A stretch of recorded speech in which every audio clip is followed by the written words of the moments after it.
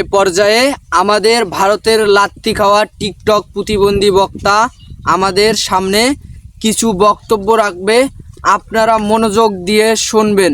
প্রধান বক্তার আগমন শুভেচ্ছা স্বাগতম। এখন আমাদের প্রধান বক্তা ওয়াজ করবে, আপনারা শোনেন।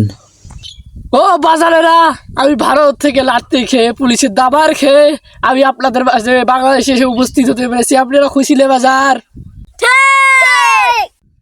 ও বাজারেরা, আমি আপনাদের সামনে একটা গল্প বলতে চাই, যে গল্প শুনে হাজার হাজার মানুষ কেঁদেছিল, এমনকি আমিও কেঁদেছিলাম। সেই গল্পটি এখন আমি আপনাদের সামনে বলবো, একটু চিল্লা ফিল্লা কম করবেন, গল্পটা মনোযোগ দিয়ে শোনেন। আমি শুক্রবারে হাট গিয়ে একটি গরু ক্রয় করে এনেছিলাম। তারপরের দিন নিয়ে যে আমি নদীর পাড়ে গরুটিকে বেঁধে রেখেছিলাম, সেখান থেকে আমি বাড়ি চলে আসি। তারপর কিছুক্ষণ পর যে দেখি গরুটি নেই। আমি খেতের আগে জিজ্ঞেস করলাম যে ভাই, আমার গরুটি যেখানে বেঁধে রেখেছিলাম সেই গরুটি কোথায়?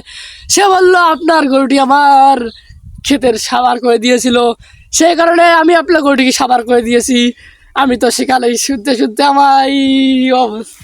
এ পর্যায়ে আমাদের প্রধান বক্তার বক্তব্য শেষ। বক্তব্যটা কেমন হলো অবশ্যই কমেন্ট করবেন।